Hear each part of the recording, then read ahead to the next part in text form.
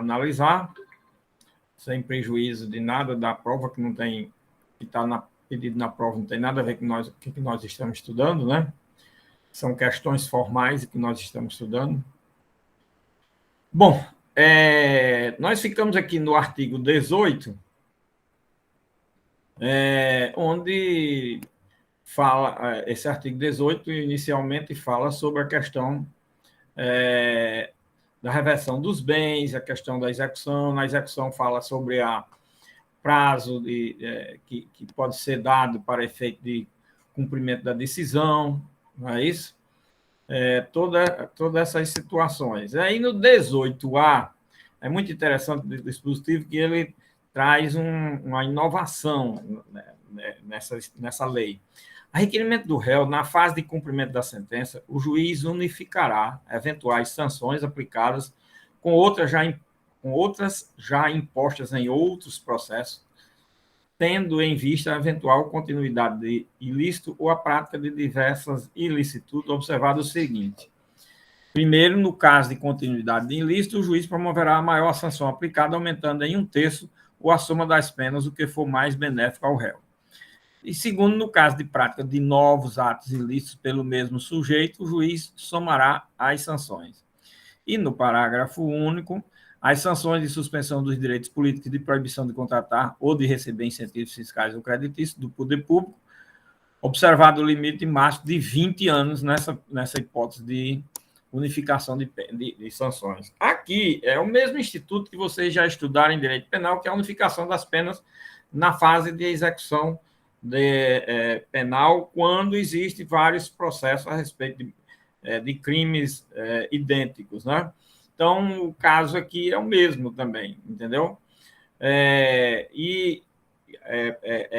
utilizável essa hipótese já na fase de execução, que é a fase que se sabe que se houve muitos processos de improbidade administrativa, de situações relativamente idênticas, não é isso? Então, é possível se avaliar, se aferir se houve, depois de todos os processos, se houve exatamente uma continuidade delitiva ou não. Antes, previamente, isso era impossível fazer, mas depois de julgado, isso é perfeitamente possível, tá certo? Agora, aqui no parágrafo único, agrava muito a situação da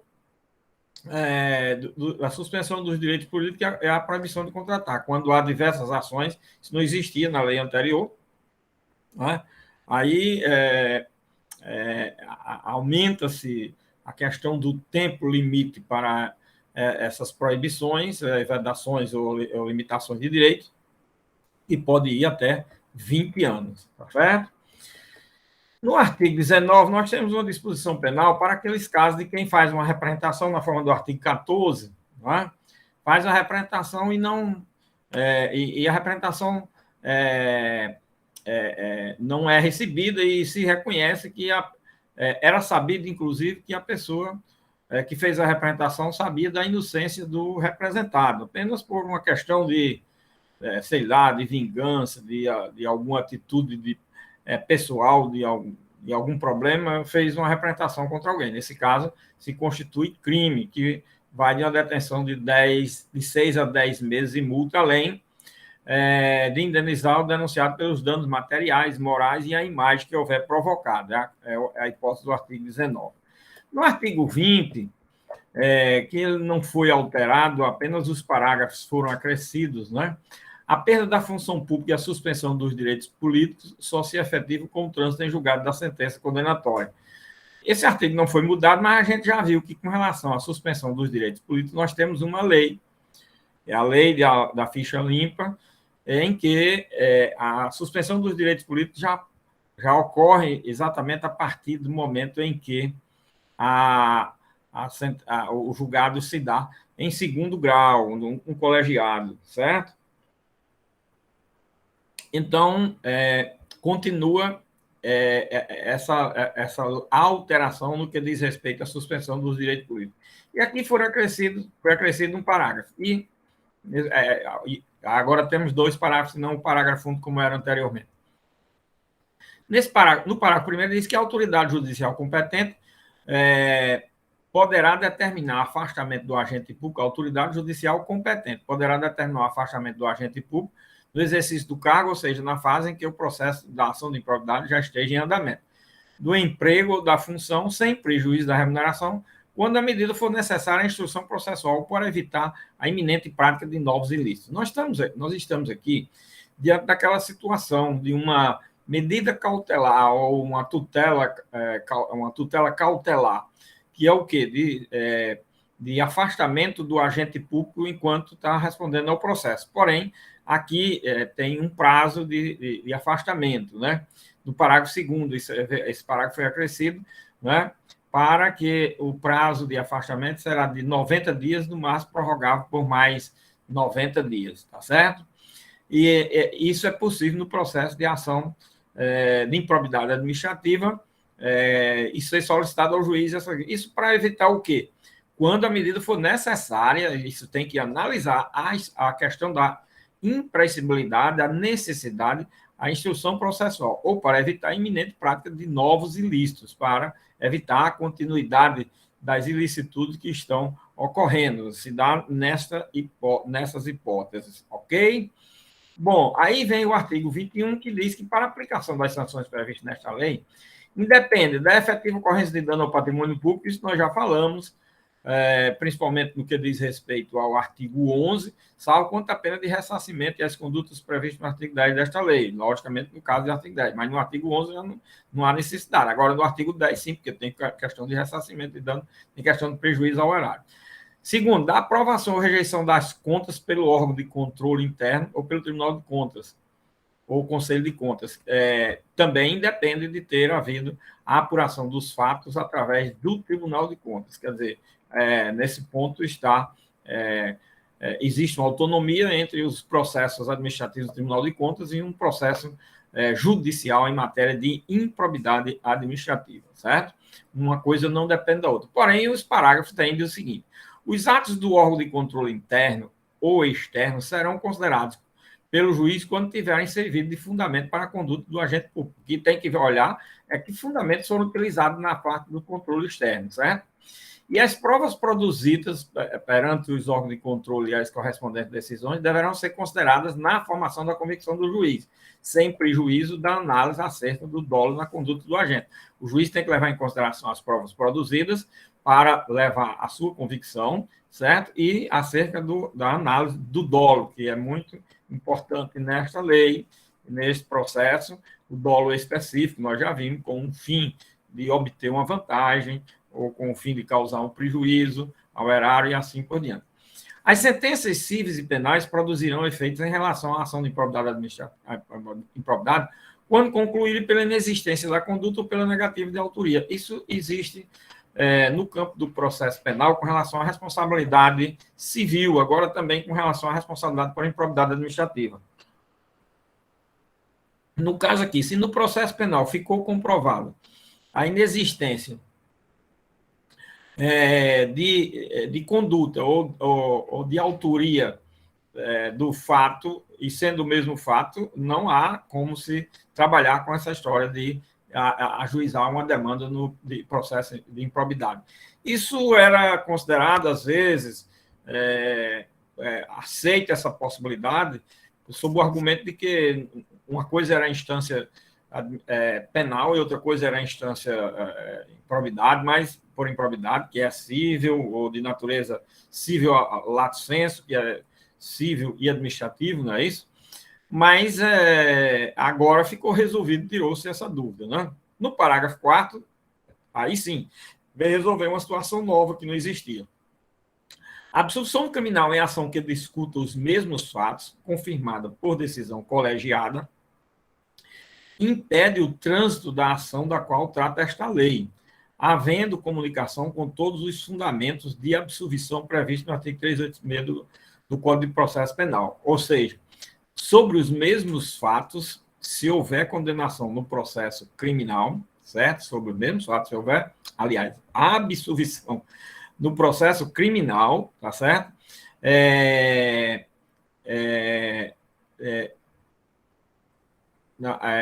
Da qual impede o trâmite da ação da qual trata esta lei. Então, se houver absolvição sobre os mesmos fatos, certo? E venha a ser confirmado no segundo grau essa decisão, então é possível se estar diante de uma situação em que não vai haver, logicamente, a continuidade ou o ajuizamento de uma ação de improbidade administrativa sobre os mesmos fatos que foram absolvidos num processo penal, certo? Sanções eventualmente aplicadas em outras esferas deverão ser compensadas com as sanções aplicadas nos termos desta lei. Aliás, isso daqui eu falei bastante no artigo 12, certo? Que não existia bis in idem com relação à ação de improbidade com a ação penal, mas existia bis in idem com relação às sanções, quer dizer, a pena de responsabilidade pelo dano, se já tivesse sido reparado no processo, não é reparado no outro, nem de duas vezes. É só uma vez, é civil, administrativo, penal e por improbidade. Uma vez só. A condenação do prejuízo ao erário, da vantagem, não pode ser cumulada em diversos processos. Pode até existir os processos e pode até ser julgado concedendo. Agora, onde for satisfeito primeiro, pronto, cessa a execução dos demais, ok? Essa situação era uma situação que se apregoava, inclusive, na lei anterior, mas não tinha essa norma expressa. Agora nós temos lei que disciplina muito, me parece que muito bem posta pelo legislador. No artigo 22, diz que para apurar qualquer ilícito previsto nesta lei, o Ministério Público, de ofício, a requerimento de autoridade administrativa ou mediante representação formulada de acordo com o disposto no artigo 14 desta lei, poderá instaurar inquérito civil ou procedimento investigatório assemelhado e requisitar a instauração de inquérito policial. Bom, minha gente, esse artigo 22, aquilo que eu falei com relação ao artigo 7, com relação ao artigo 14, que é a ação de improbidade, falei também quando a gente analisou o artigo 17, ela só pode nascer se existir uma apuração dos fatos previamente. E aí está dizendo, olha, por autoridade administrativa, por alguma representação que vinha a ser formulada na forma do artigo 14, por instauração do inquérito civil público, por instauração de um processo administrativo, um procedimento administrativo, por instauração de um inquérito policial, certo? Então, tem que haver previamente a apuração do fato e indícios de autoria, sob pena de não se poder ajuizar essa ação. Isso eu já falei também. Estou até só mostrando aqui o dispositivo, que eu até já havia falado que tinha um dispositivo, mas na frente que a gente ia ver que tratava da matéria. E no parágrafo 1 desse artigo, diz que na apuração dos ilícitos previstos nesta lei, será garantida ao investigado a oportunidade de manifestação por escrito e de juntada de documentos que comprovem suas alegações e auxiliem na elucidação dos fatos. Isso aqui esse parágrafo 1 dá uma ideia, uma possibilidade de haver, na fase ainda de apuração dos fatos, na fase de investigação, haver uma espécie de possibilidade de pelo menos um mínimo contraditório.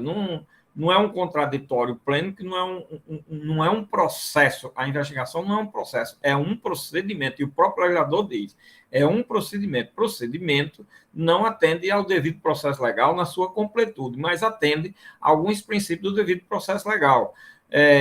Eu tenho que tomar conhecimento, eu posso me manifestar, eu posso dizer, olha, isso que vocês estão dizendo, existem documentos aqui, eu não vou apresentar toda uma prova exauriente sobre a matéria, mas eu posso dizer, olha, isso tem documento que comprova, por exemplo, um exemplo aqui que eu vou mencionar. Na hipótese do artigo 9º, inciso 7º, a questão do enriquecimento incompatível com o ganho da pessoa, do servidor, do agente público. Se instaura um procedimento dizendo que fulano de tal tem uma vida econômica, social, financeira incompatível com os ganhos dele. Aí ele pode, aberto uma investigação, não, calma, depois que eu ingressei no serviço público, eu recebi uma herança, eu tirei na loteria e tudo, ele comprova isso documentalmente. Se você tem essa prova, nem sequer a investigação pode ocorrer. Então, na realidade, esse artigo 22 tem essa finalidade, ok? Aí depois nós temos o artigo 23, que é muito interessante, porque ele ele trabalha sobre a questão da prescrição, né? E nesse campo da prescrição houve umas alterações importantes. A ação para aplicação das sanções previstas nesta lei prescreve em 8 anos, era 5, mas, porém, tem um detalhe aqui, é que esses 5 antes iniciava após o término do exercício do mandato, por exemplo, após a prestação de conta final pelas entidades referidas no parágrafo do artigo 1º, quer dizer, era um tempo que iniciava bem posterior ao que é agora. Agora não, o prazo prescricional começa de 8 anos, mas começa da data da ocorrência do fato. Ou no caso de infrações permanentes, no dia em que cessou a permanência, ou se não tiver ainda cessado, logicamente, não começou sequer a correr o prazo, ok? A instauração de inquérito civil ou de processo administrativo para apuração dos ilícitos referidos nesta lei suspende o curso do prazo. Pronto, vinha correndo o prazo de 8 anos, então agora instaurou-se um procedimento administrativo de apuração. Suspende o prazo pelo prazo de 180 dias corridos, recomeçando a correr após a sua conclusão, ou caso não concluído o processo, esgotado o prazo de suspensão, tá certo? Começando a correr após a sua conclusão, quer dizer, aí o prazo continua após essa suspensão. Agora, para apuração, o inquérito civil para apuração do ato de improbidade será concluído no prazo de 365 dias corrido, prorrogável uma única vez por igual período. Quer dizer, até 2 anos tem que encerrar um inquérito civil público ou qualquer procedimento de investigação que leve a ajuizar uma ação de improbidade administrativa, mediante ato fundamentado, submetido à revisão da instância. Essa renovação só se dá de forma bem fundamentada, que a justifique pelo órgão, e venha a ser analisado pelo órgão de revisão da instância administrativa, competente do órgão ministerial, conforme dispuser a respectiva lei orgânica de cada órgão ou entidade, certo? Encerrado o prazo previsto no parágrafo 2º, que é esse de 180, de 365 dias para concluir, ou de 2 anos, 1 ano 365, 2 anos se for prorrogado, a ação deverá ser proposta no prazo de 30 dias. Passou 1 ano ou 2 anos, depende do tempo, tá? Para concluir isso aí, agora você tem 30 dias para ajuizar a ação, se não for caso de arquivamento do inquérito civil. Pode ser que seja caso de arquivamento, pronto, aí vai ser arquivado. Se não for caso de arquivamento, tem que ajuizar a ação em 30 dias. Mas só ajuizar a ação agora, concluído toda a apuração, não há por que demorar tanto. O prazo da prescrição referida no caput deste artigo interrompe-se, primeiro, pelo ajuizamento da ação de improbidade administrativa. Agora, uma coisa é suspensão dos prazos, outra coisa é a interrupção dos prazos. Você sabe que a suspensão, o prazo recomeça da mesma forma que vinha correndo, certo? Aqui, a interrupção. A interrupção, o prazo recomeça por inteiro, vamos dizer assim. A regra é sempre essa. Só que aqui é diferente. Pelo ajuizamento da ação de improbidade administrativa, interrompe. Pela publicação da sentença condenatória, interrompe. Pela publicação do acordo no tribunal, interrompe. Pela publicação do acordo no STJ e no Supremo, também interrompe. Todos esses incisos cuidam dessa situação. Bom, interromper significa que vai recomeçar o prazo do zero. Acontece que aqui, uma vez interrompida a prescrição, no parágrafo 5º, o prazo recomeça a correr do dia da interrupção. Agora, é pela metade, não é o prazo inteiro de 8 anos, como previsto na cabeça do artigo. O prazo é de 4 anos, porque o prazo recomeça a correr do dia da interrupção pela metade do prazo previsto no caput deste artigo. A metade do prazo previsto no caput deste artigo é 4 anos, porque o prazo do caput é 8 anos, ok?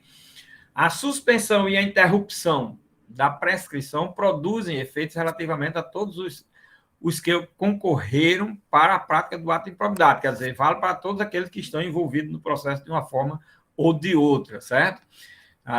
Nos atos de improbidade conexos que sejam objeto do mesmo processo, a suspensão e a interrupção relativas a qualquer deles estendem-se aos demais. Isso em processos de improbidade repetidos e que sejam conexos uns com os outros. Pode ser que exista essa possibilidade. Então, esses prazos valem para todos eles, tá certo?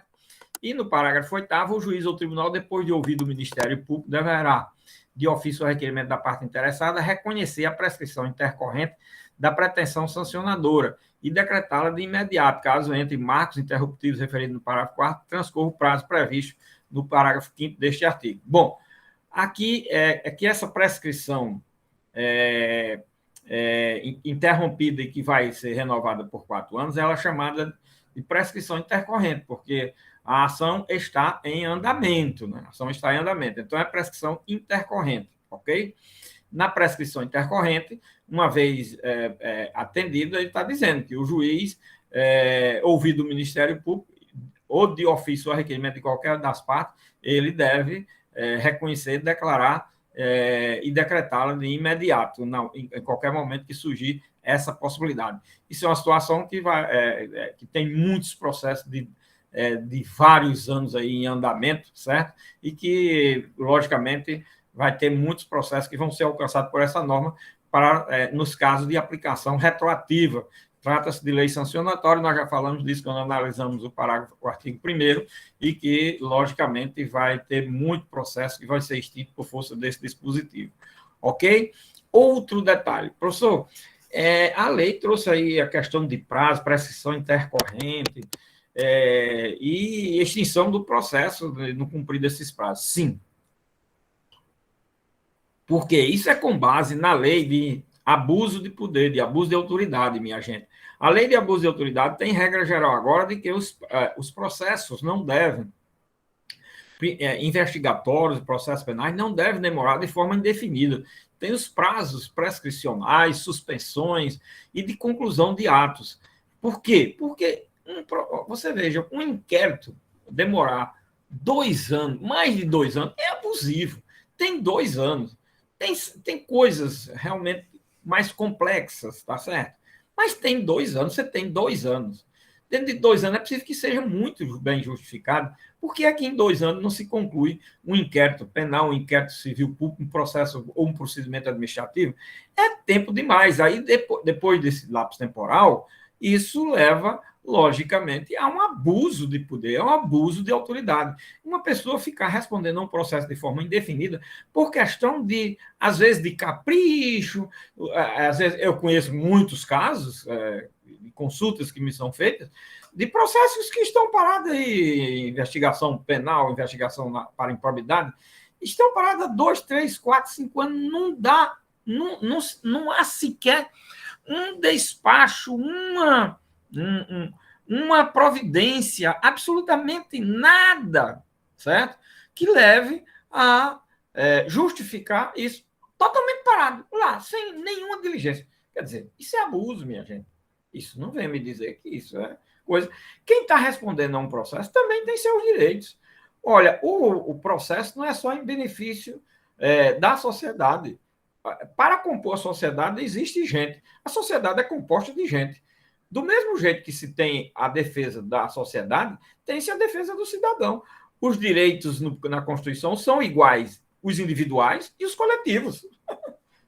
Não dá para entender isso, não? Bom, um dia, quem sabe, pode ser que se entenda. Aliás, sempre, e o direito e a ordem jurídica foi criado no mundo para a defesa dos direitos individuais, para a defesa dos direitos subjetivos, para a defesa do cidadão, em detrimento de quê? Do abuso, dos excessos, da força que tem o Estado. Foi para isso. Hoje é o contrário. Comete-se todo tipo de abuso. Não, não é possível. Então, eu quero que entendo que esse dispositivo ele visa atender uma regra geral que já tem na lei de abuso de poder e também um atendimento ao princípio constitucional da igualdade dos direitos da sociedade do cidadão e da legalidade e, acima de tudo, da preservação da dignidade humana. Não é possível que a pessoa fique respondendo a um processo de forma indefinida por relapso, por falta de estrutura. Olha, o poder público alega tudo falta de estrutura. Agora, ao mesmo tempo, se diz que tem servidor demais. Isso é uma contradição. Se tem servidor demais, então tem que se trabalhar com o quê? Com eficiência. Eficiência é um princípio que está na Constituição. Se ele não está sendo atendido também, está agredindo o princípio. Eficiência, dignidade, honradez, tudo isso, a dignidade humana também é um princípio. Tudo isso tem que ser preservado. E eficiência é um princípio que está hoje na Constituição Federal. Esse princípio está na atividade jurisdicional, lá no capítulo do Poder Judiciário. Ele veio com a emenda constitucional 45 de 2004, né? E veio e está no artigo 37 da Constituição. Então, eficiência tem que ser também atendido, tem que ser obedecido o princípio, sob pena de se estar o quê?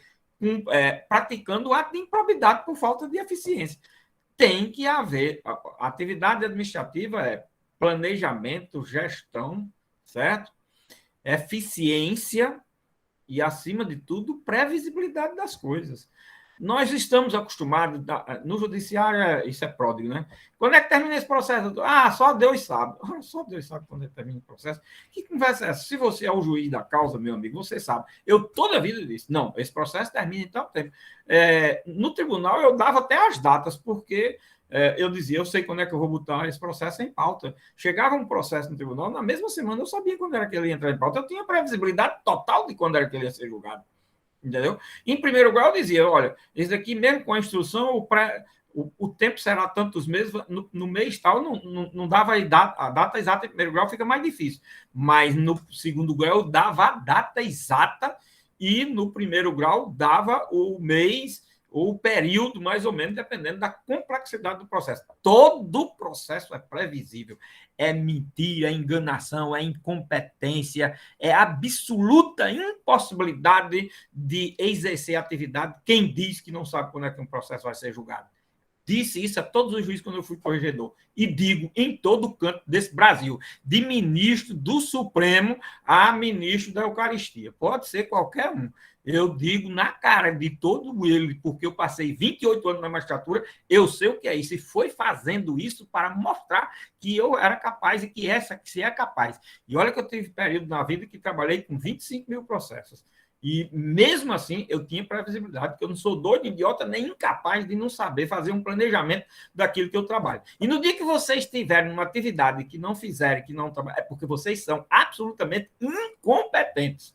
São incapazes de exercer a atividade. Você pode ter um único estagiário trabalhando com você. Você pode até dizer, bom, a previsibilidade aqui não é de meses, vai ser de 2, 3 anos, mas eu sei com quantas pessoas estou trabalhando, eu sei quanto é que eu produzo de sentença por mês. Você precisa fazer o levantamento de quanto produz de sentença por mês, quantos processos você julga, quantos processos entram, quantos processos saem. Se você tiver esse levantamento, você já tem condições de dizer quando aquele processo vai ser julgado. Pode ser que demore 1 ano, 2, 3, mas eu sei dizer quando ele vai ser julgado. Qualquer juiz que tenha competência para exercer a função diz isso. Agora, todos que não dizem, porque não têm competência para exercer a função.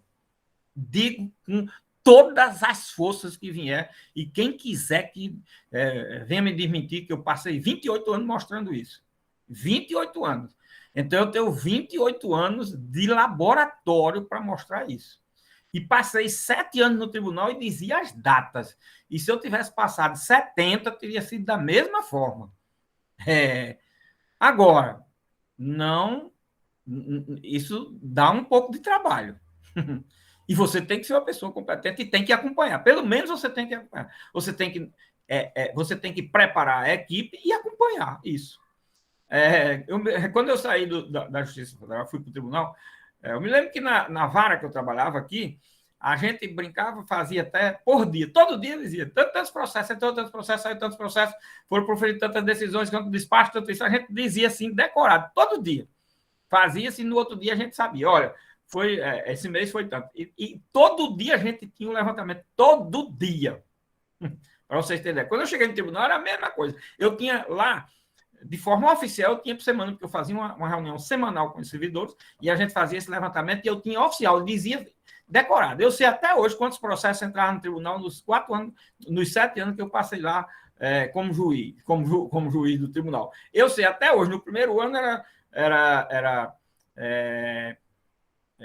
280 processos por mês. No segundo ano foi 260 e depois ficou sendo entre 240 240 e 260 nos outros anos. Eu sei até hoje ainda quanto era que entrava por mês. Quantos eu tinha no ano, quantos eu julgava e quantos eu tinha sido julgado. E assim por diante. Sei tudo, minha gente. Isso daí Quem não faz isso e não sabe é um incompetente para o cargo. Pronto. Não sabe sequer ter gestão da vara, do gabinete, da secretaria onde ele trabalha. É um incompetente para o cargo. Não deve ser juiz. Pronto. Só isso. Só digo isso. Só dou essa lição.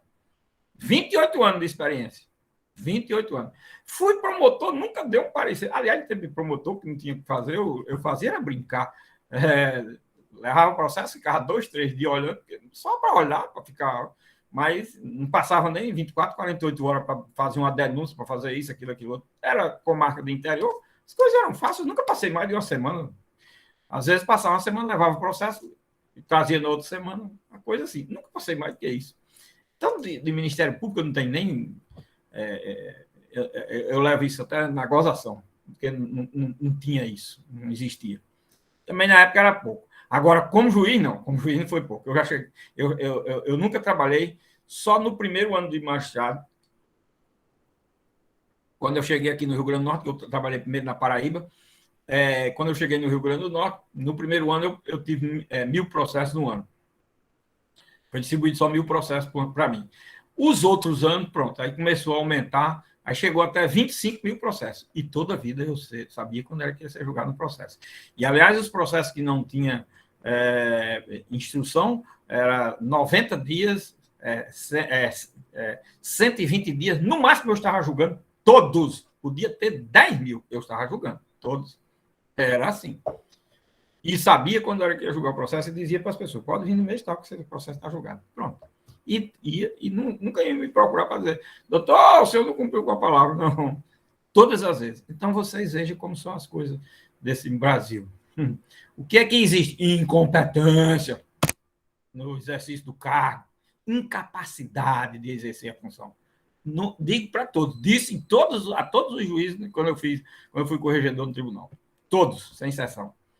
Só para vocês terem uma ideia, tá certo? O que é que se tem no Brasil? Incompetência de exercer as funções. É isso. É dever do poder público, no artigo 23A, oferecer contínua capacitação aos agentes públicos. Pronto, olha aqui, eu estava falando. E políticos, aos agentes públicos e políticos que atuem com prevenção ou repressão dos atos de improbidade administrativa. Bom, aqui é voltado para a lei de improbidade, para os atos de improbidade. Eu diria que esse artigo ele está atendendo só o quê? O princípio da eficiência em matéria de improbidade administrativa. O que eu terminei de falar do despreparo no âmbito do judiciário, ineficiência no atendimento ao princípio da eficiência da Constituição Federal da atividade jurisdicional. Pronto. Juiz que não sabe quando é que o processo vai ser julgado. Mas conversa essa? No tribunal, um desembargador, um ministro não saber quando é que um processo vai ser julgado? Que conversa é essa? No Supremo ele pode dizer, não, eu não sei, porque quem bota o processo em pauta é o presidente. Sim, mas eu preparo e tal dia está preparado, não é? Eu sei quando é que eu preparo e entrego. Aí está com o presidente do tribunal. Agora é problema dele lá, porque é outra parte de gestão, não é minha essa gestão. No tribunal eu dizia porque a gestão de colocar o processo no pauta era do próprio relator. Aí eu dizia o dia do julgamento e a hora. Vai ser na pauta do dia tal, às tantas horas. Se você quiser estar aqui, quiser fazer a sustentação, quem quiser, você pode vir. E se quiser falar com o relator anterior, com os outros juízes, vem, porque vai ser nessa data. E pronto. E todos, não era 1, nem 2, nem 3, nem 5, nem 10, não. Todos que chegavam, era 280 por mês, era 280 que era julgado. Que era mais do que isso, julgado, às vezes, né? Porque tem a passagem do mês ali, 10 dias para passar de um mês para outro, não dá tempo para você julgar todo, aí você tem sempre aquele resíduo do mês anterior. Nunca dá para você zerar, certo? Mas eu sei como é que funciona qualquer gabinete de qualquer tribunal desse Brasil e de qualquer secretaria, de qualquer juiz e cartório que for. Onde tiver, de um Marizal a Roma, se tiver, mas basta só a Brasília mesmo, de qualquer lugar. Eu sei um por um e como é que faz. E quem não faz é por incompetência. Só isso. Certo? Bom, 23B.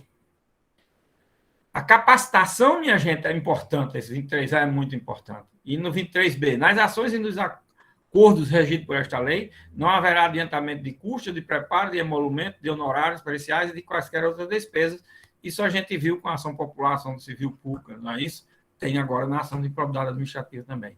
E no caso de procedência da ação, as custas e as demais despesas serão pagas ao final pelo vencido da demanda. Haverá condenação em honorários sucumbenciais em caso de improcedência da ação de improbidade, se comprovada a má-fé. Existiu agora, recentemente, há umas 2 semanas, um juiz aplicou honorário de advogado contra o Ministério Público, que ele agiu com litigância de má-fé, aplicando já esse dispositivo da lei, uma sentença proferida agora, já no ano de 2022. Houve um caso exatamente de litigância de má-fé, assim reconhecida, e o juiz condenou o Ministério Público. Olha, isso vai pegar, quando pegar, vai ser um Deus nos acuda, porque o que tem de ação ajuizada aí, por apenas mera visualização da mídia, é impressionante. Impressionante. Então, agora pode ter honorário nessa circunstância, certo? Bom, no 23C, atos que ensejam enriquecimento ilícito, perda patrimonial, desvio, apropriação, barateamento ou dilapidação de recursos públicos dos partidos políticos ou de suas fundações, serão responsabilizados nos termos da Lei 9.096. Bom, apesar dos partidos políticos serem uma entidade de direito privado e com dinheiro subvencionado pelo poder público, esse aqui é o problema. Mas, professor, isso aí eles já são privados, sim, mas eles são subvencionados pelo poder público, né? Eles recebem repasse do poder público. E olha como recebe, né? Não é qualquer quantiazinha, não. Lá não se fala em negócio de milhões. Negócio de milhões é coisa de gente pobre. Lá se fala em bilhões. A destinação orçamentária é de bilhões. São 5 bilhões. Para vocês terem uma ideia, são 5 bilhões para a campanha eleitoral. Aí vai ser a despesa das eleições. E mais 2 ou 3 bilhões, porque é negócio de bilhões, 2 ou 3 bilhões para os partidos políticos das subvenções ordinárias anualmente que eles recebem. 2 ou 3 bilhões. São 7 ou 8 bilhões nessa parte. Afora as emendas parlamentares, que são 16 bilhões. Não, 16 bilhões é uma conversa. Começou com 16 bilhões, passou, já está, parece que em 30 ou 35 bilhões. E olha, bilhões para eles é assim, 1 bilhão é uma coisa assim, uma esmola, um negócio, porque negócio de vir com 1 milhão, reais, R$1.000, 100 mil, 900 mil, isso aí não se fala. Se fala em bilhões. Tá certo? Eita, Brasil, é muito interessante, né? Se abusa por todos os lados, né? Bom, minha gente, aqui é só dizendo que esses atos dos partidos políticos não estão incluídos em atos de improbidade administrativa. Eles serão tratados e disciplinados na forma da Lei 9.096, que é a lei dos partidos políticos, certo? Então, quando se trata de partido político e suas fundações, ok? Muito bem, então a gente concluiu a ação de improbidade, que ao lado da ação de anticorrupção das empresas, que se você pegar lá, vai ser tem os mesmos parâmetros, certo? Depois eu vou distribuir uma aula síncrona dessa matéria, tá certo? Só para vocês ficarem com esse material aí disponibilizado, certo? Mostrar aqui o seguinte: nós trabalhamos até agora 2 segmentos do processo coletivo. Um segmento, o principal é a ação civil pública, mas ao lado da ação civil pública tem a ação popular, que é a questão, mas principalmente na ação civil pública, o que seria a ação civil pública, o que seria o que hoje uma parte da doutrina não quer nem que chame ação civil pública, chame de processo estruturante, certo? Que é a definição de políticas públicas, a definição de comportamentos, de forma de comportamento do poder público com relação a determinadas atividades da vida pública, certo? É um segmento que nós vimos aí, certo? O outro segmento é com relação à questão relativa ao processo civil sancionatório, administrativo e judicial. Civil sancionatório, administrativo e judicial. Administrativo, tanto tem para a questão da improbidade administrativa, como tem o processo administrativo da Lei 12.846, que é a Lei Anticorrupção das Empresas. E tanto tem o processo judicial de improbidade administrativa, que nós estamos terminando de ver agora, como tem o processo judicial da ação anticorrupção das empresas, da Lei 12.846. Aí é o outro segmento do processo coletivo, tá certo? Então, o processo coletivo está caminhando nesses dois sentidos, né, nesse aspecto até agora. Porém, o processo coletivo oferece um outro perfil com relação à sua natureza, à sua identidade. E a parte da doutrina chama um processo coletivo especial. Chama essas outras ações todas que nós falamos de processo coletivo comum. E as ações que nós vamos ver agora, processo coletivo especial. Qual é o processo coletivo especial? É o de controle de constitucionalidade concentrado. Tá certo? Controle de constitucionalidade concentrado, que é o tema que nós vamos trabalhar agora. Então, esse processo coletivo especial, ele, na realidade, trabalha com um terceiro caminho do processo coletivo, que é o caminho de ditar a validade das normas. Tem um roteiro aí, muito bem, está colocando aí, não é, Bruno? Então, nós vamos ter o roteiro aí da evolução do controle de constitucionalidade, mas eu vou me ater mais hoje na questão da evolução do controle de constitucionalidade no Brasil, o controle concentrado, tá certo? É o que nós vamos passar a trabalhar agora. Eu quero que vocês fiquem com essa visão do que a gente viu até agora e o que nós vamos desenvolver agora, que é exatamente a questão que diz respeito à validade da norma através das ações de controle de constitucionalidade concentrado, que tem como objeto e finalidade esse aspecto do processo, que é uma coisa altamente inovadora no sistema jurídico brasileiro, principalmente nos últimos 30 anos. Né?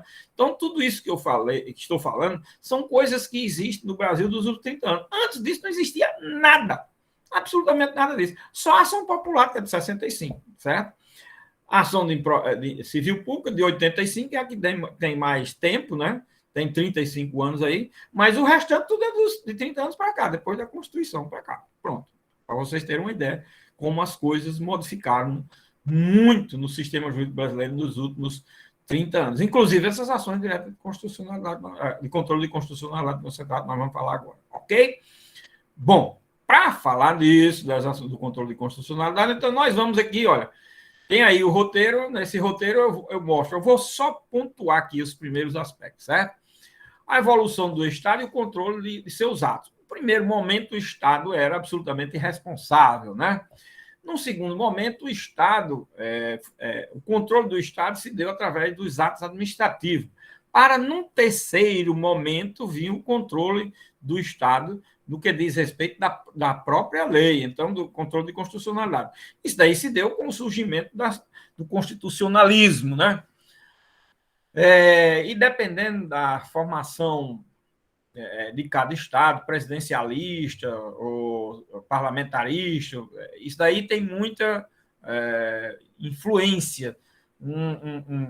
Quanto mais presidencialista for o Estado, mais força tem o judiciário no aspecto de controle de constitucionalidade. Quanto menos ele é presidencialista e tem mais força parlamentarista, menos força tem a atividade judicial, principalmente em controle de constitucionalidade. Com uma diferença no que diz respeito à França, por uma questão histórica, cultural na França, que lá não tem sequer poder judiciário.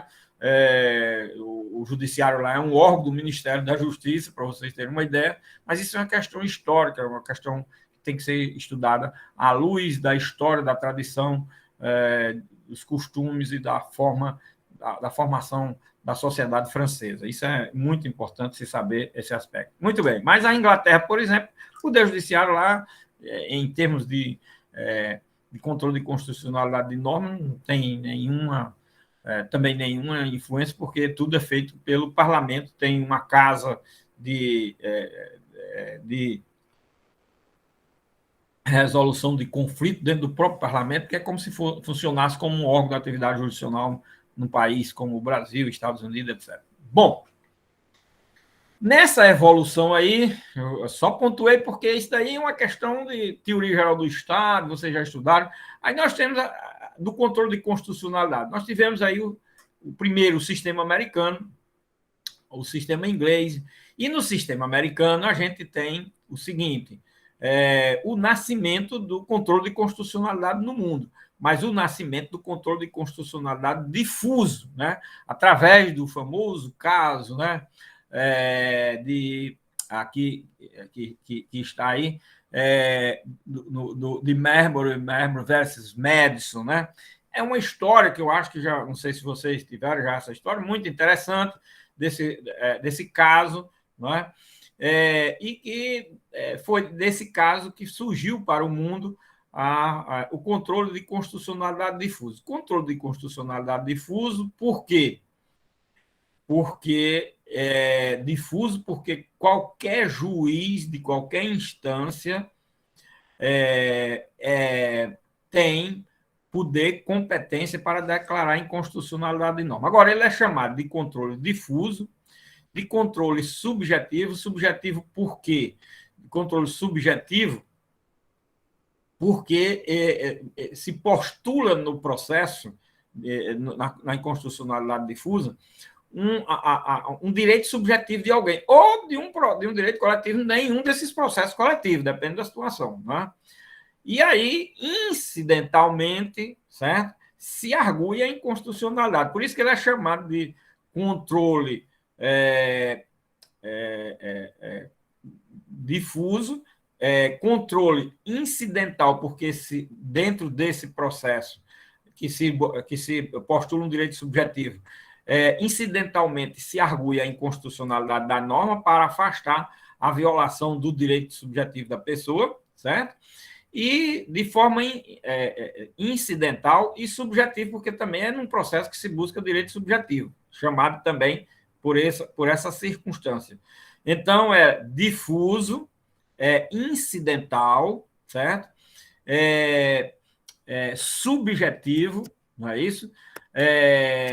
E por meio de defesa, né? Não é ajuizado uma ação. Agora, por meio de defesa, incidental por meio de defesa. Agora, ao lado, paralelamente, simetricamente a esse controle de constitucionalidade, que nasceu, surgiu, criou-se nos Estados Unidos, não é? Nós temos o controle concentrado nos Estados Unidos em 1803. O julgamento do caso foi por volta de 1803. O ajuizamento da demanda foi em 1801 e o julgado em 1802, 1803. Eu acho que 1803. Não é? E aí, paralelamente a essa forma de controle de constitucionalidade, nós temos o controle de constitucionalidade chamado concentrado. Esse controle é chamado de concentrado, é chamado também de controle por ação, é chamado de controle objetivo. Olha, as denominações, para dizer a mesma coisa. Ele é concentrado por quê? Porque só um órgão é quem julga, um tribunal, uma Suprema Corte de um determinado país.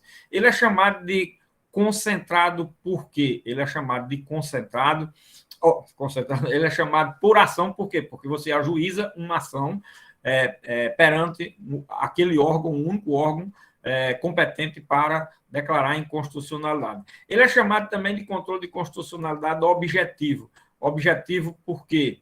Porque ele trabalha com o próprio direito objetivo, o direito posto.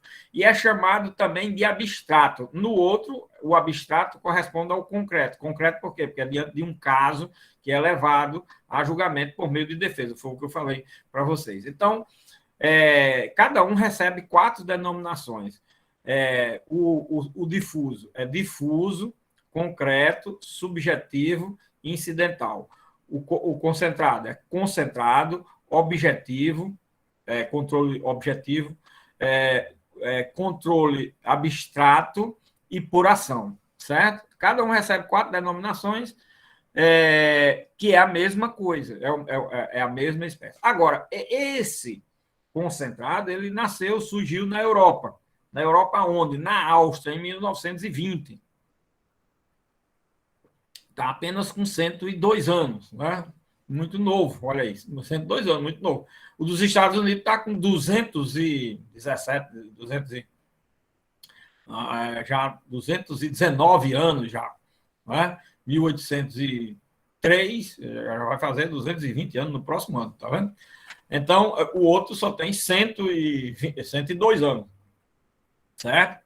Então, o controle difuso nasceu nos Estados Unidos de forma empírica, através de uma ação, não é, que foi ajuizada, uma demanda, e se reconheceu a possibilidade de se declarar inconstitucionalidade de uma lei. Aí foi o primeiro momento que se disse que uma lei feita por um parlamento, pela maioria, pode ser tornada nula, naquele caso, naquele momento seria nula, por um órgão competente para esse fim, que não iria atrás de analisar a questão de maioria, porque para aprovar uma lei é por maioria, né?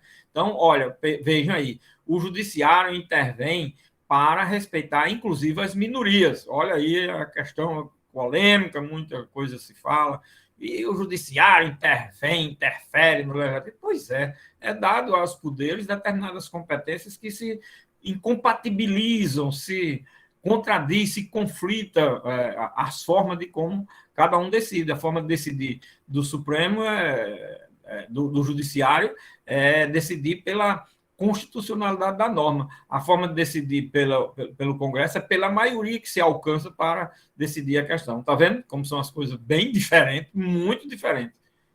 Tem que ser respeitada cada uma, porque na Constituição e evoluiu no mundo do direito constitucional para chegar a esse ponto. Se não está certo, aí, bom, vamos voltar atrás e procurar outra forma. A forma que nós temos é essa, que se alcançou, e achando-se isso muito, muito avançado, muito evoluído. Então, não sei se hoje parece que todos não aceitam essa coisa. Não é? Bom, aí, visto que nessa evolução que eu mostrei aí, nós temos o quê? Nós tínhamos no Brasil, aí vamos passar aqui a questão para o Brasil já, certo? Nós temos aí uma ideia do sistema inglês, do sistema americano, europeu, tá certo? Aí, no Brasil, nós tivemos, logicamente, no primeiro momento, só o controle difuso, porque com a Constituição com a proclamação da República, a Constituição de 1891, certo? Aí nós copiamos o modelo americano, certo? Eu trago aí até os dispositivos da Constituição, como é, criou-se o sistema de controle difuso no Brasil, não é? Esse controle, inclusive, foi regulamentado através da Lei 221 de 1894. Tem aí exatamente essa situação, tá certo? Pois bem, quando foi em 1930, isso nem se falava, nem existia negócio de controle concentrado, né? Em 1934, com a Constituição de 34, certo? Aí foi criado no Brasil uma representação de inconstitucionalidade chamada representação de inconstitucionalidade interventiva, certo? Chamada representação de inconstitucionalidade interventiva. E que representação era essa? Essa é o primeiro embrião ali de uma ideia de controle concentrado de constitucionalidade no Brasil, em 1934, com essa representação de inconstitucionalidade interventiva. O que era isso? Isso significava que era uma representação de inconstitucionalidade de um ato normativo que era a intervenção da União nos Estados. Então, a intervenção da União nos Estados se dá através de quê? De um decreto do presidente da República. Este ato, decreto do presidente da República, era susceptível, ainda é, na Constituição de hoje, isso, depois de 34, passou a existir em todas as Constituições, certo? Essa representação de inconstitucionalidade, que é previsto na Constituição e que tem como objeto o decreto do presidente da República que proclama, declara uma intervenção da União em algum estado da Federação, nos casos previstos na Constituição, tá certo? se o procurador da República vislumbrar a inconstitucionalidade, pode ingressar com a representação de inconstitucionalidade. Esse é o primeiro instrumento, o primeiro embrião do controle de constitucionalidade concentrado no Brasil, de 1934, onde tem legitimado o procurador da República, objeto somente desse decreto do presidente da República, só. Bom, 34, 37 extinguiu pela polaca, 45 voltou a 34, a mesma situação de 34. Em 1965, 20 anos depois da Constituição de 45, certo? Houve uma emenda constitucional, 65, presta atenção, em 65, houve uma emenda constitucional no Brasil, a emenda constitucional número 16. Nessa emenda constitucional, foi criada outra representação de inconstitucionalidade. Essa representação de inconstitucionalidade tendo como legitimado ativo também só o procurador da República. Só que agora o objeto era outro, certo? E o objeto alcança o mesmo objeto das ações de controle de constitucionalidade atuais, para você ter uma ideia. Qual era o objeto? A inconstitucionalidade de lei, de qualquer lei, ou ato normativo. O que é lei? Bom, a lei federal, a lei estadual, constituições estaduais, etc. Emenda constitucional e vai por aí afora. Ato normativo, professor. Ato normativo são atos regulamentares, decretos, portarias, instruções normativas que disciplinam matérias de forma geral, destinadas a determinados temas, assuntos, etc., ou de decisões de colegiados, como tribunais, parlamento, e outras entidades da universidade, CONCEP, não sei o que lá. Nossa, são vários órgãos, mas principalmente dos tribunais, que quando editam normas gerais, aí a universidade, o CONCEP tem o poder de editar uma norma geral, que é o próprio Estatuto da Universidade, um exemplo, olha aí, tá vendo? Então, é uma norma geral, que disciplina um determinado grupo social, não é isso? Muito bem. Então, o objeto era o mais amplo possível. É o mesmo objeto que é hoje de uma ação direta de inconstitucionalidade. Veja como é interessante. Agora, o legitimado era só esse procurador, o Procurador-Geral da República. Só tem um detalhe: o Procurador-Geral da República, na época, existia um cargo comissionado de confiança do presidente da República. Então, vocês vejam como era interessante. Aí você diz, mas dá que há uma representação dessa em 65, mas o Procurador-Geral da República era um cargo de confiança do presidente da República. Ele só entrava com a representação se interessasse ao presidente da República. Ou seja, daquilo que o Congresso aprovasse que não fosse do querer do presidente, do Poder Executivo. Estão vendo aí? Então, era mais um ato de força naquele momento histórico. Ao invés de ser um ato democrático, era um ato de força, para vocês terem uma ideia das coisas como são. Mas é ditado em 65, a efervescência veio em 68, piorou a situação, no início da década de 70, o Brasil estava pegando fogo. Logicamente, não se estava discutindo, preocupado com esse negócio, não. Mas aí, depois de 75, 76, 77, por ali, e principalmente a partir de 78, descobriu-se o seguinte: olha, essa representação de inconstitucionalidade, isso é mais um ato de força. E lá a OAB, a ABI, CNBB, sindicatos, confederações, tudo no Brasil, que eram as entidades que representavam a oposição e se chocava com tudo que era de atos de governo. Nossa, criou-se uma bandeira nacional. Bandeira nacional. De quê? Dizer o seguinte: a OAB definiu o seguinte parâmetro. Olha, essa representação de inconstitucionalidade, ela está certo, como tem previsto na Constituição apenas o Procurador da República como legitimado, mas aí qualquer dessas entidades pode fazer uma representação ao Procurador da República e ele encaminhar essa representação para o Congresso, para o Supremo Tribunal Federal, sem fazer juízo de valor sobre a utilização, não. Deixe que o Supremo faça. Mas isso foi mesmo, era só mesmo para encontrar choque. O procurador nunca deu cabimento a isso, nem ocorreu isso, mas aí criou-se uma bandeira nacional e participou a OAB e aquelas entidades de classe que eram oposição na época, saiu proclamando isso aos quatro cantos do Brasil, principalmente a OAB, através de Sepúlveda Pertence, né? Que tinha sido foi presidente da OAB, encampou essa ideia, e aí a coisa pegou fogo. Bom, não se fez nada naquele momento, mas aí veio em 84, eleições diretas, perdeu-se a frustração da nação, aquela coisa. Veio eleições diretas em 85, o Tancredo Neves é eleito, não toma posse, adoece na véspera, deixa já o ministério todo com os atos de nomeação no outro dia só para assinar. Amanhece o dia, não é ele que toma posse, quem toma posse é Sarney. Sarney se compromete a nomear todos os ministros que tinham sido indicados por Tancredo, e dentre esses ministros, Sepúlveda pertence era o Procurador-Geral da República. Olha aí as coisas da vida. Aquele que tinha lutado pela... Mas ele cumpriu o compromisso histórico. Por isso que tem um artigo aí que eu coloquei no grupo de vocês, viu, Bruno, que você pode colocar depois no grupo da turma, tá certo? Compromisso histórico é para ser cumprido, um negócio desse assim, certo?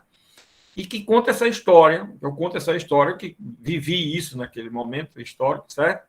E que fiz um artigozinho exatamente sobre esse assunto, certo?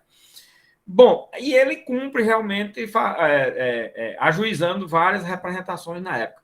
Mas o importante não foi tanto isso daí. O importante depois foi o quê? Esses debates, eles caíram, isso foi em 85, em 86 houve a eleição da Constituinte, a Constituinte instalada, meu amigo, aí o tema foi para dentro da Constituinte. E aí resultou de quê na Constituinte?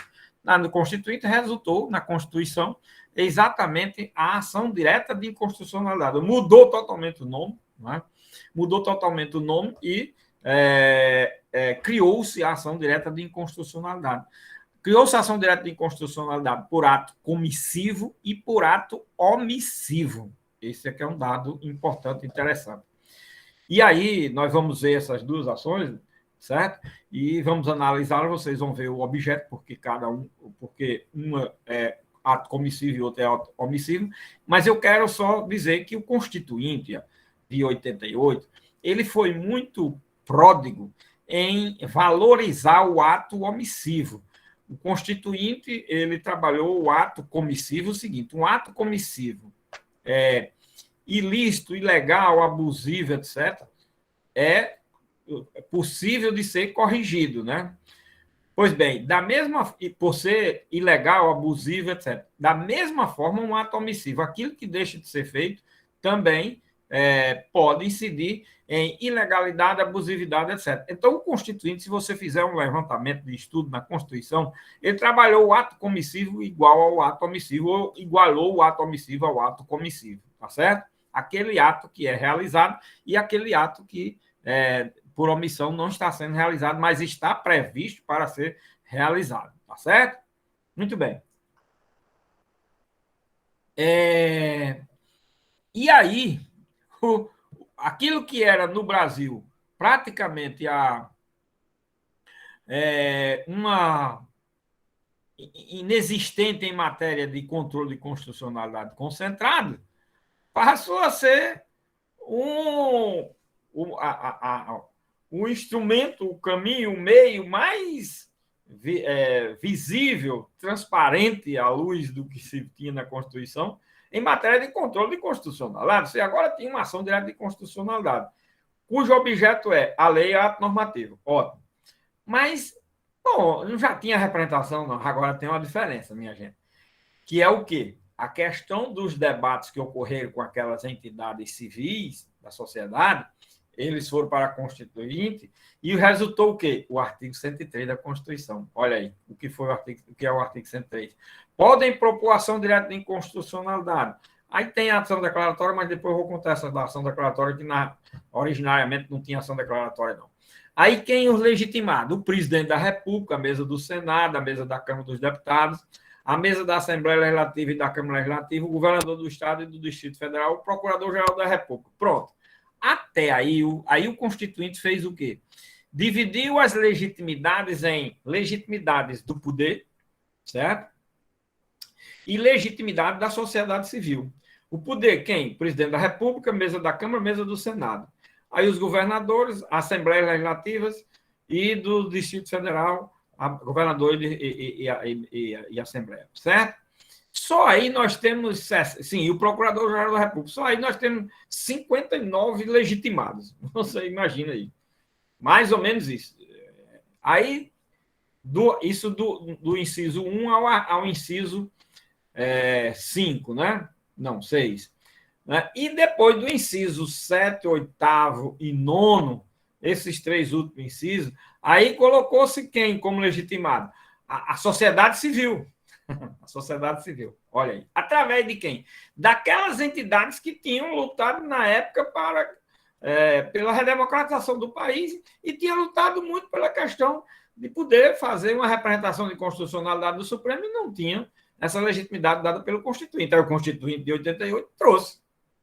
E aí quem? Trouxe quem? OAB, o Conselho Federal da Ordem, o partido político com representação no Congresso Nacional, nós temos 30 e tantos, então isso aí são 30 e tantos legitimados, e mais o Conselho Federal da Ordem dos Advogados, a Confederação Sindical ou a entidade de classe de âmbito nacional. Essas entidades de classe de âmbito nacional são associações, como a Associação dos Juízes Federais, a Associação dos Procuradores da República, a Associação do Ministério Público, a Associação Nacional do Ministério Público, a AMB, a Associação dos Magistrados Brasileiros, para vocês terem uma ideia.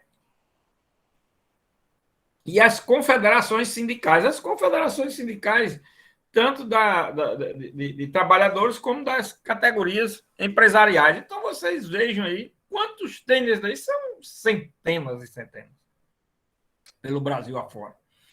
Então, olha aí agora a diferença do controle de constitucionalidade no Brasil concentrado, que praticamente não existia. Ele chegou a ser ensaiado em 65, mas dada a limitação da legitimidade e a forma como era o legitimado na época, praticamente não foi utilizado. Aí, em 88, em razão do debate que ocorreu, surgiu a ação direta de inconstitucionalidade por ato omissivo, dessa forma aí. Então, nós criamos duas ações diretas de inconstitucionalidade em 88 e com a representação de inconstitucionalidade interventiva, nós passamos a ter uma Constituição de 88, certo? Três instrumentos processuais de controle de constitucionalidade. E aqui eu vou já dar um aviso a vocês. Olha, a primeira parte essa parte que eu estou falando de evolução do controle de constitucionalidade concentrado no Brasil é a primeira parte da questão da próxima prova, tá certo? É a primeira parte. A evolução do controle de constitucionalidade concentrado no Brasil. É a aula até agora, a aula dada até agora diz respeito a isso, tá certo? E eu quero fixar 4 momentos. Primeiro, a representação em 1934. Segundo, a emenda constitucional número 16 de 1965. Tá certo? Terceiro, a Constituição de 88, com essa largueza, com a criação da ação direta de inconstitucionalidade por ato omissivo e essa largueza de legitimidade que foi dada aí pelo artigo 103. Quarto, nós vamos ver, vou continuar a falar aqui de outro momento histórico aqui com relação ao controle de constitucionalidade, que é o seguinte: a Constituição criou essa estrutura aí, que nós estamos vendo até agora, mas o que aconteceu naquele momento histórico, depois de 88? Nossa, aí, meu amigo, a enchente de ações de controle de constitucionalidade no Supremo Tribunal Federal foi uma coisa assombrosa. Aí, logicamente, provocou uma reação muito grande, o governo se sentiu acuado. Só que não podia mudar a Constituição, que era proibido qualquer emenda constitucional durante os primeiros 5 anos da Constituição. E quando completar 5 anos, aí quem quisesse poderia, quem quisesse daqueles que tinham competência para apresentar emendas constitucionais. As emendas constitucionais seriam emendas de revisão, não eram emendas constitucionais como passou a ser depois. Nos 5 anos, podia apresentar emendas de revisões. E o governo se sentiu acuado, porque o número de ações foi muito grande, o governo se sentiu acuado, e aí criou, quando completou 5 anos, ingressou com um projeto de emenda constitucional, emenda de revisão, e criou a ação direta, ação declaratória de constitucionalidade. A ação declaratória de constitucionalidade. Com quantos legitimados? Só 4 legitimados. Quem? O presidente da República, a mesa da Câmara, a mesa do Senado e o procurador da República. Só isso daí. Era uma forma de se contrapor à inconstitucionalidade, agora com a declaração de constitucionalidade, e só ao poder público foi dada a legitimidade a essa ação. Bom, isso fez com que aumentasse aí mais um outro instrumento de controle de constitucionalidade, não é isso? Uma outra espécie de ação. Só que nessa mesma emenda foi previsto também um outro instrumento, que era a arguição de descumprimento de preceito fundamental. Tá certo? Essa arguição de descumprimento de preceito fundamental apenas foi prevista na Constituição, porém, mandando ser regulamentado por lei. Bom, com a DPF, a arguição de descumprimento de preceito fundamental, nós fechamos o ciclo dos controles de constitucionalidade em 5 instrumentos. A representação de inconstitucionalidade interventiva, a ação direta de inconstitucionalidade por ato comissivo, a ação direta de inconstitucionalidade por ato omissivo, a ação declaratória de constitucionalidade e a arguição de descumprimento de preceito fundamental. A ação declaratória de constitucionalidade, criada, e a DPF, criada pela emenda constitucional de revisão número 3. Tá certo? Bom, quando foi em 2004, a emenda constitucional número 45 estendeu essa legitimidade do artigo 103 à ação declaratória de constitucionalidade também. E aí nós fechamos o ciclo dos instrumentos criados constitucionalmente. Quando foi em 99, isso foi fechado em 93, né? Mas aí, em 99, veio a ser regulamentada a matéria. A ação, a representação interventiva não sofreu alteração nenhuma. Tá? Do jeito que está na Constituição, pode ser utilizado. Mas a ação direta de inconstitucionalidade por ato comissivo, por ato omissivo e a ação declaratória, essas 3 foram regulamentadas pela Lei 9868, certo? De dezembro de novembro, acho que novembro de 99. E a arguição de descumprimento de preceito fundamental foi também regulamentada em 99, em dezembro. A 9868 é de novembro e a 9882 é de dezembro. Aí fechou o ciclo, certo? Fechou o ciclo de toda a evolução do controle de constitucionalidade, completado com sua regulamentação em 99. Essa é a segunda parte da questão da prova. A segunda parte da questão da prova é quantos e quais são as espécies de instrumentos de controle de constitucionalidade no sistema jurídico brasileiro. Aí são essas 5, certo? Agora, nós vamos trabalhar essas 5, principalmente 4 dessas 5, certo? No que diz respeito ao que está regulamentado através da Lei 9868 e a Lei 9882. Vamos trabalhar primeiro a Lei 9868, ok? E aí nós vamos trabalhar o objeto dessas ações, vamos trabalhar o objeto, forma, a legitimidade nós já sabemos aí, agora já qual é, né? E vamos trabalhar principalmente o objeto e a forma dessas ações, além de instrumentos paralelos, como as cautelares ou medidas cautelares dessas ações, tá certo? Aí primeiro nós vamos trabalhar o que agora? Então nós vamos agora trabalhar a terceira parte da questão da prova, que são os objetos desses instrumentos processuais, certo? Vamos trabalhar através de quê? Lei 9868. Então, primeiro aqui a Lei 9868, presta atenção. Essa lei dispõe sobre o processo e julgamento da ação direta de inconstitucionalidade e da ação declaratória de constitucionalidade. Só que a ação direta de ato comissivo e de ato omissivo, tá certo? E aí, essa lei traz, bem dividida aqui por capítulos, seções, etc. E no capítulo 1 da ação direta de inconstitucionalidade e da ação declaratória de constitucionalidade, que é o artigo 1º, que diz que a lei dispõe sobre o processo e julgamento dessas duas ações no âmbito do Supremo Tribunal Federal. No capítulo 2, cuida só da ação direta de inconstitucionalidade. Lógico que é um primeiro momento do ato comissivo, depois vai se desdobrar, depois do artigo 12, 12A em diante, se desdobra na ação direta de inconstitucionalidade por ato omissivo, tá certo?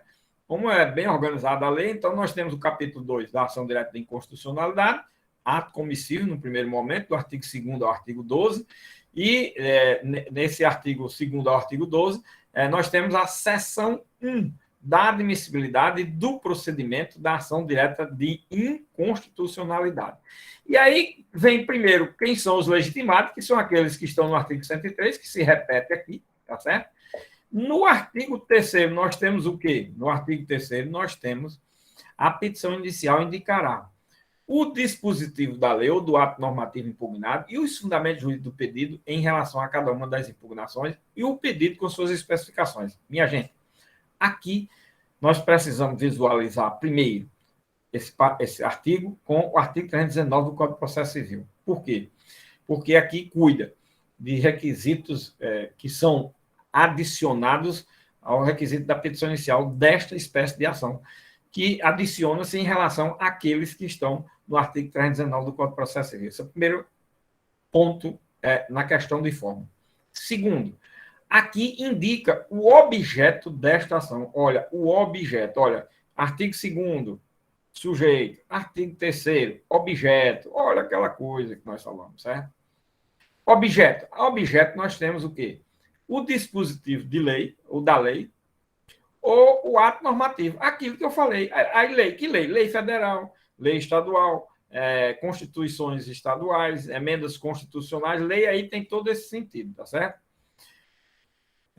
Lei municipal pode? Não cabe lei municipal, só lei estadual. O ato normativo, aqueles que eu já falei. Agora, tem que mostrar na petição inicial o quê? Esses atos, os fundamentos jurídicos com a impugnação de cada um deles, em relação a cada uma das impugnações que é feita. O que significa isso? Significa que uma lei ela pode ser declarada inconstitucional no todo ou em parte. No todo, a lei tal é declarada inconstitucional, principalmente em matéria. Às vezes, ela é declarada inconstitucional ou reconhecida ou tida como inconstitucional no todo por aspectos formais, certo?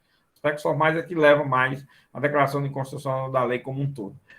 Agora, na maioria, mas não significa dizer que só é nesse aspecto, não.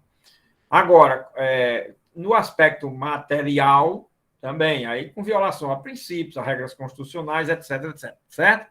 Bom, mas pode ser a lei toda e pode ser parte da lei. Quando é parte da lei, é um artigo inteiro, um parágrafo do artigo, é um inciso do artigo ou do parágrafo da lei e tal. Se você arguir só um artigo, vamos dizer, só vai impugnar um artigo da lei. Agora, se for 2, 3, 4, 5 parágrafos, incisos de um, de outro, aí você tem que, na petição inicial, apresentar de forma detalhada cada um. Inconstitucionalidade do artigo 3º da lei tal X.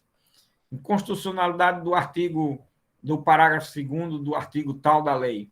Inconstitucionalidade do inciso 3 do parágrafo 1 do artigo tal da lei. E assim por diante. Aí cada um você tem que fazer um capítulo específico mostrando o porquê e as razões da inconstitucionalidade, que são os fundamentos de cada impugnação que você faz de cada dispositivo da lei.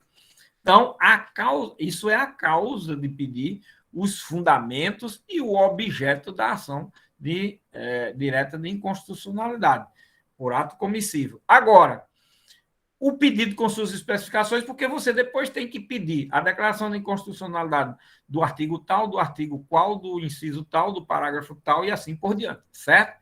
Do jeito que você apresentou os fundamentos, agora você vai, na conclusão, pedir a declaração de inconstitucionalidade desses dispositivos de acordo com as razões que você tem apresentado na causa de pedir. Ok? Espero que vocês tenham tido aí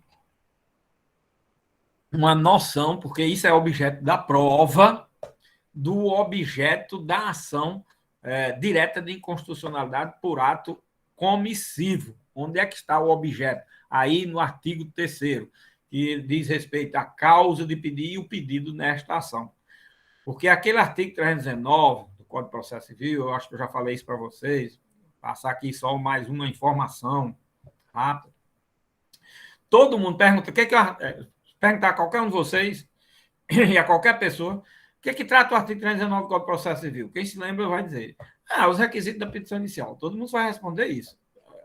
Não está errado, não, mas não está correta essa resposta, não. Né? Completamente correta, está muito longe de ser correta. Porque, na realidade, ele trata dos requisitos da petição inicial e dos elementos da demanda. Naquele artigo, nós temos os elementos subjetivos, objetivos e a forma. Esses são elementos da demanda. Aí, nesse artigo 3º, o legislador interviu para trabalhar a questão do objeto dessa ação, porque já falei que cansei nesse semestre para vocês. O que é que define, identifica, caracteriza um instituto jurídico? O seu objeto. Por isso que o legislador trabalha. Nós vamos trabalhar aí com cada uma das ações mostrando o objeto, que é o que eu vou pedir na prova. Objeto da ação direta de inconstitucionalidade por ato comissivo, da ação direta de inconstitucionalidade por ato omissivo, da ação declaratória de arguição do descumprimento do preceito fundamental. Eu vou pedir o objeto de cada uma. Olha aí. É a terceira parte da questão. A quarta parte da questão eu vou falar mais na frente, mas vou falando logo e dizendo que é para vocês, se quiserem já começar a fazer a prova da manhã, certo? Amanhã, se vocês quiserem começar a fazer a prova, já pode fazer. Já tem aí duas partes da questão. Primeiro, a evolução do controle de constitucionalidade concentrado no Brasil. Pronto. Primeira parte da questão. Segundo, quantos são e quais são os instrumentos de controle de constitucionalidade ou espécie de ações de controle de constitucionalidade no Brasil. Já disse quantas e quais são. Certo? Terceiro, aí vou pedir o objeto de cada uma delas. Já estou dando, terminei de dar o objeto da ação direta de inconstitucionalidade por ato comissivo. Ok? Será que agora eu faço como vocês mesmos colocam aí nas redes sociais? Quer que desenhe? Só se desenhar, né? As piadas que saem aí. Só se desenhar, né? Mais o quê? Terminei de dizer. E vocês botam o que eu estou dizendo aqui. Eu garanto que vai estar certo. Ok? Bom, vamos para frente aqui para falar da ação direta de inconstitucionalidade agora sobre outros aspectos. A petição inicial, acompanhada de instrumento de procuração. Aqui é a forma já. Olha, aqui já trabalha a forma. Quando subscrito por advogado, será apresentada em duas vezes. Diz quando subscrito, porque pode ser subscrito pelo próprio autor da ação, não é obrigado a ser por advogado, ou por procuradoria. O presidente da República apresentando uma ação direta de inconstitucionalidade pelo advogado-geral da União, o Estado pelo procurador, os municípios, quando tem procuradoria, pelo procurador, e quando não tem, aí é por advogado. Ok? Devendo conter cópias e a forma com as cópias, documentos, necessária a comprovação da impugnação. E documentos, por quê? Porque, às vezes, se for uma inconstitucionalidade formal, que eu falei, a inconstitucionalidade formal é quando a lei, às vezes, não tem passado determinado dispositivo nas duas casas do Congresso. Ou seja, quando há uma violação ao devido processo legislativo. Certo? Então, é possível, susceptível de se apresentar um defeito da lei nesse sentido. Aí precisa de ter documento dizendo se passou naquela casa a análise do artigo tal, naquela casa legislativa. Ou na comissão tal, certo? Bom, aí no artigo 4º nós temos a petição inicial, aí nós temos os defeitos, os vícios da petição inicial.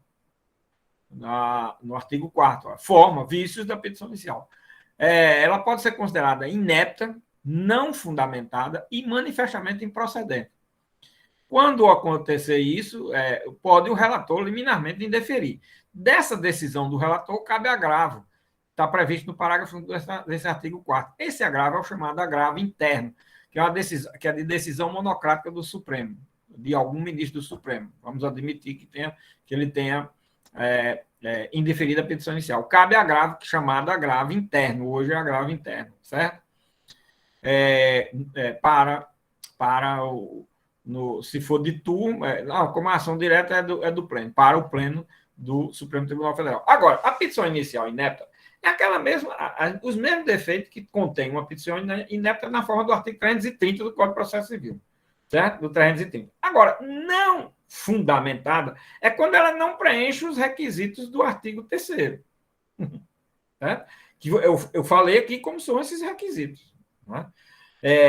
você, dependendo do que você está alegando como inconstitucional, se é a lei ou se é um dispositivo, você vai ter que dar o fundamento de cada um dos dispositivos da lei que é considerado inconstitucional. E de forma isolada ou diferenciada ou em capítulos próprios, vamos dizer assim, em capítulos próprios da petição inicial da ação direta de inconstitucionalidade, quando é de dispositivos da lei. Quando da lei como um todo, você também vai fazer a fundamentação todinha, dizendo porque é que a lei toda é inconstitucional no geral, certo? Muito bem, minha gente. Então, um dos defeitos é não estar impugnado. E outro é manifestamente improcedente. Professor, quando é que uma ação direta de inconstitucionalidade é manifestamente improcedente? Por exemplo, você alega que não passou por determinada casa do Congresso ou por determinada comissão, mas o regimento interno, e você tira uma certidão dizendo isso, mas o regimento interno permite que, dependendo das circunstâncias do caso, da matéria, pode evitar se passar por aquela comissão, pela casa do Congresso, ou se passou, mas não alterou o dispositivo, pode ser que tenha dados e informações nesse sentido para manifestamente ser considerado improcedente, já, desde logo, tá certo? Nossa, como tem petições iniciais de ação direta de inconstitucionalidade que são consideradas improcedentes logo do início, certo? Pela pobreza de argumento da inconstitucionalidade, porque vocês têm que verificar que a constitucionalidade de uma lei é presumível.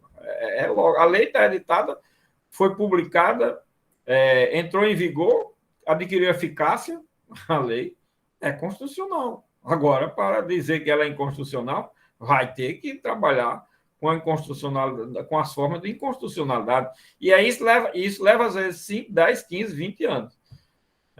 Eu mesmo sou consultado num determinado processo aqui do Rio Grande do Norte, que a lei, que a ação direta de inconstitucionalidade é da Constituição Estadual do Rio Grande do Norte na sua origem. Tem quantos anos? 30 e tantos anos, tá vendo? Ainda não foi julgado. 30 e tantos anos, ainda não foi julgado, para você ter uma ideia. Olha aí, e não foi julgado até hoje, imagina. São essas coisas que ocorrem no Brasil, não é, minha gente? Bom, aí os vícios estão aí nesse artigo 4º. O 5º fala da desistência, nós já falamos que essas ações de controle coletivas não existe desistência, porque o direito é indisponível aqui, com muito maior razão com a ação direta de inconstitucionalidade. No artigo 6º, nós temos que o relator pedirá informações aos órgãos ou às autoridades das quais emanou a lei ou ato normativo impugnado. As informações serão prestadas no prazo de 30 dias, contado do recebimento do pedido. Bom, duas informações aqui. Uma quanto ao prazo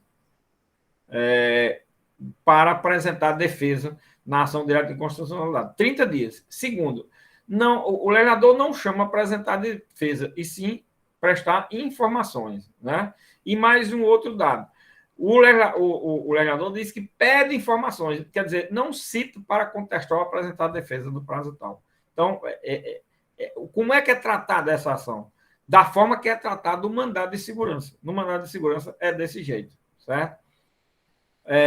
Pede-se informações através de notificação, e apresentar essas informações no prazo tal, e isso não se denomina de defesa nem de contestação, mas sim informação, ok? A mesma coisa no mandado de segurança. Bom, no artigo 7º, não se admitirá a intervenção de terceiro no processo de ação direta de inconstitucionalidade. Aquela figura de intervenção terceiro que tem no Código de Processo Civil, o legislador aqui está dizendo que elas não são suscetíveis de ser utilizadas no processo da ação direta de inconstitucionalidade. Mas cuidado aqui com esse parágrafo 2º.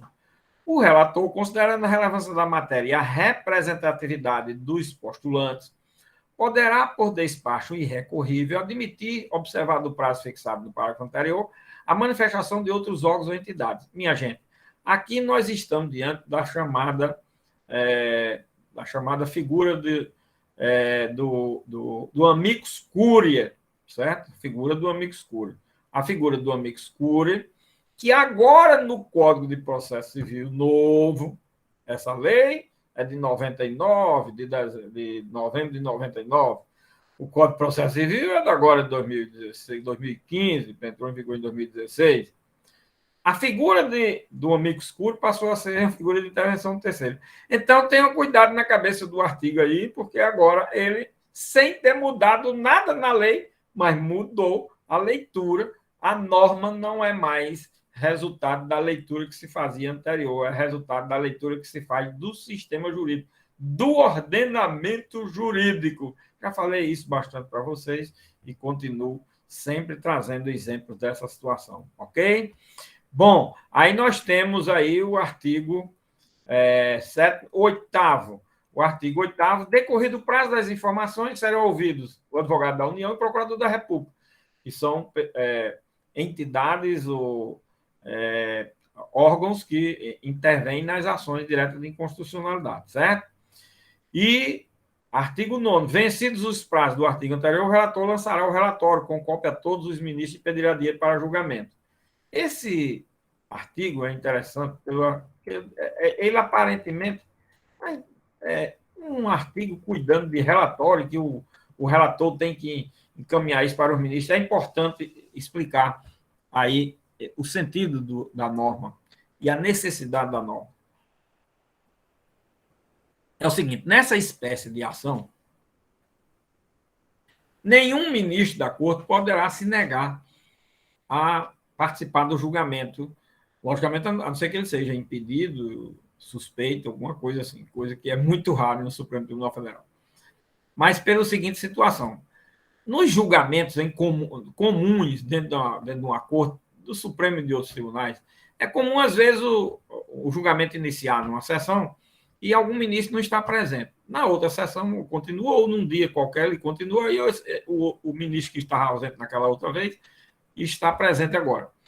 Aí ele pode dizer, quando o presidente dá a palavra, termina de apurar, olha, o ministro tal não estava presente no dia, mas está habilitado a julgar, ele pode dizer, não, eu não assisti o relatório, não vi os debates, então eu me abstenho de votar. Isso ele pode dizer num processo qualquer, menos numa ação direta de inconstitucionalidade. Nos controles de constitucionalidade concentrada em geral, menos nesse.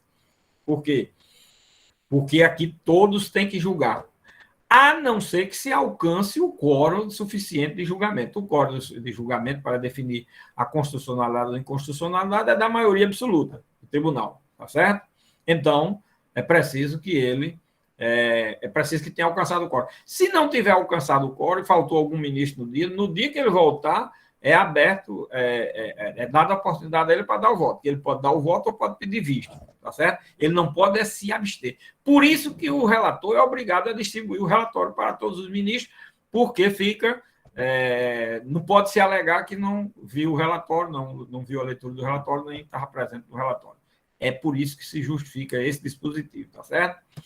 E aí vem o parágrafo 1º desse dispositivo, que diz, em caso de necessidade de esclarecimento de matéria ou circunstância de fato, ou de notória insuficiência das informações existentes nos autos, poderá o relator requisitar informações adicionais, designar perito ou comissão de peritos para que emita parecer sobre a questão ou fixar a data para, em audiência pública, ouvir depoimentos de pessoas com experiência e autoridade da matéria. O que significa esse parágrafo?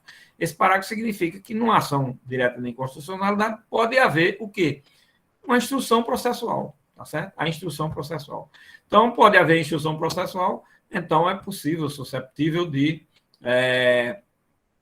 haver audiência, até uma audiência pública, pareceres, ouvida de expertos no assunto, peritos, realização de perícia e assim por diante. Por quê?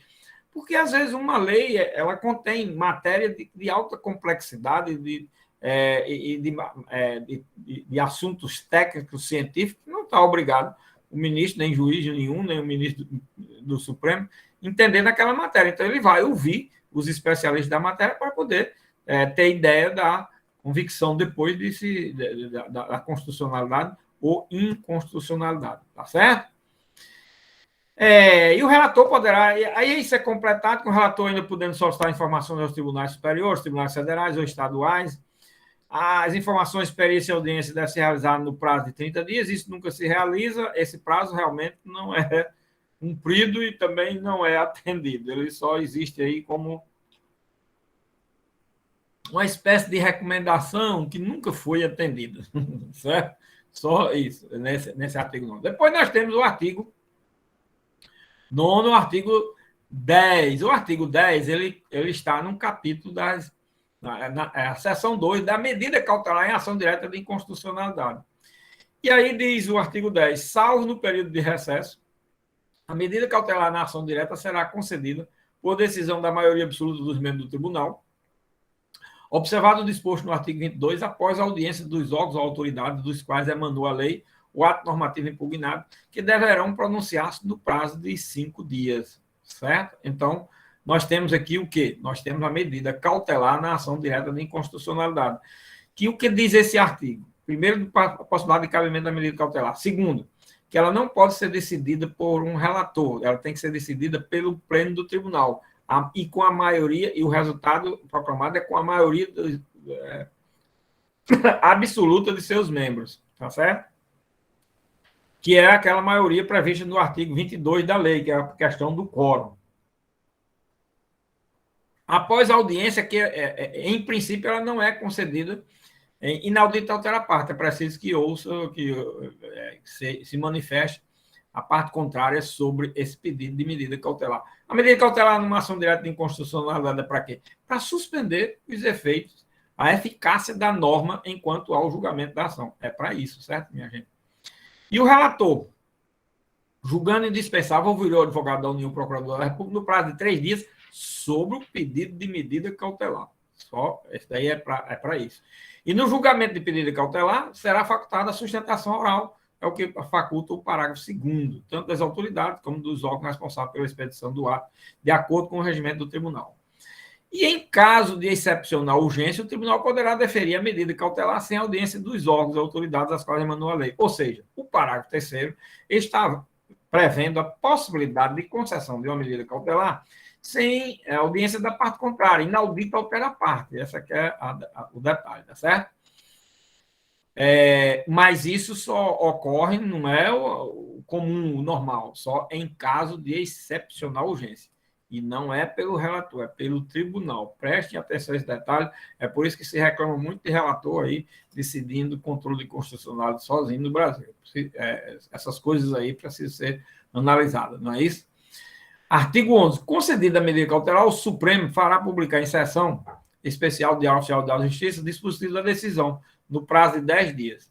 Isso aqui é porque a decisão só passa a ter eficácia após a publicação no Diário Oficial da União ou da Justiça, certo? Devendo, depois daí, solicitar as informações da autoridade da qual tiver mandado o ato, na forma do estabelecido na seção 1, que é aquele, depois de analisar a medida cautelar, aí é que vai se fazer a notificação, pedir informações no prazo de 30 dias, aquilo tudo que nós vimos aí nos artigos 5º, 6º, 7º, por aí assim, certo?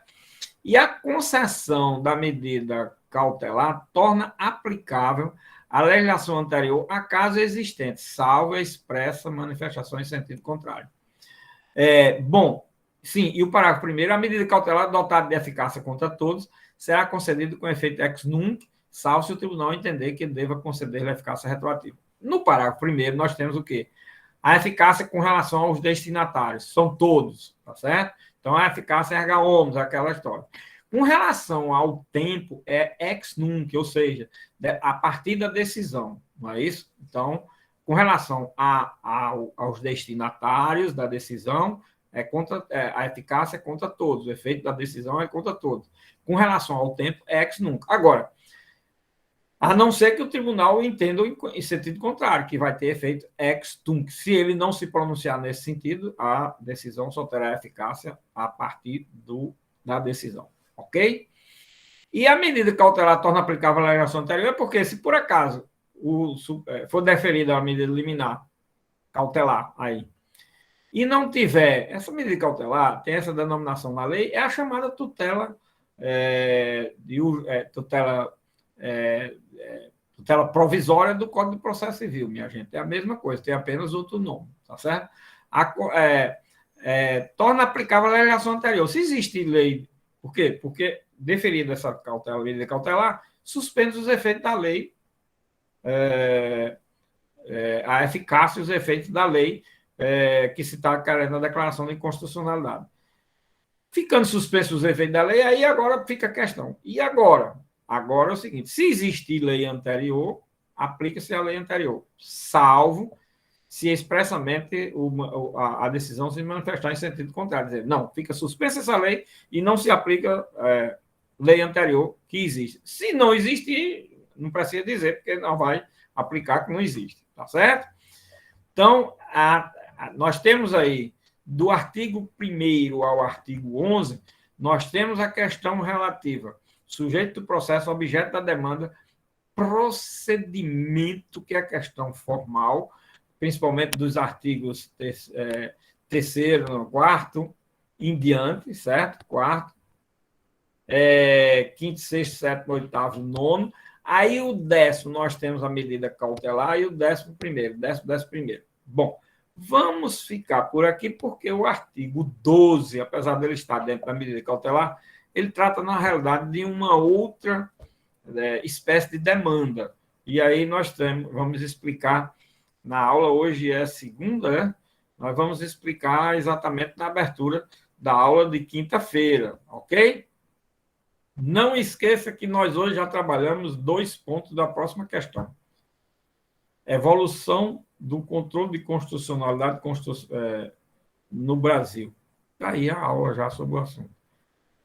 Quantos e quais são os instrumentos de controle de constitucionalidade existentes no Brasil? Já vimos. E estamos estudando a terceira parte, que é o objeto dessas ações que nós estamos trabalhando. Aqui nós já vimos aí o artigo 3º, no que diz respeito à petição inicial. Cuidado, que quando fala de petição inicial, sempre, não é só a questão de requisito da petição inicial, diz respeito sempre aos elementos da demanda. É importante saber isso, ok? Então, a gente fica por aqui hoje. Nós temos aula quinta